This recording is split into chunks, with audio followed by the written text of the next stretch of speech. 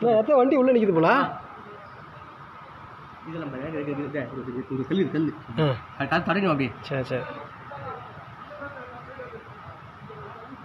பார்த்து பார்த்து பார்த்து போங்க. நிச்சயம் பார்த்து கல்லுக்கு எடுக்க. Okay okay. தண்ணி தந்தா தண்ணி உள்ளே போயிடும் போல இருக்கா. போச்சு போயிடுதா.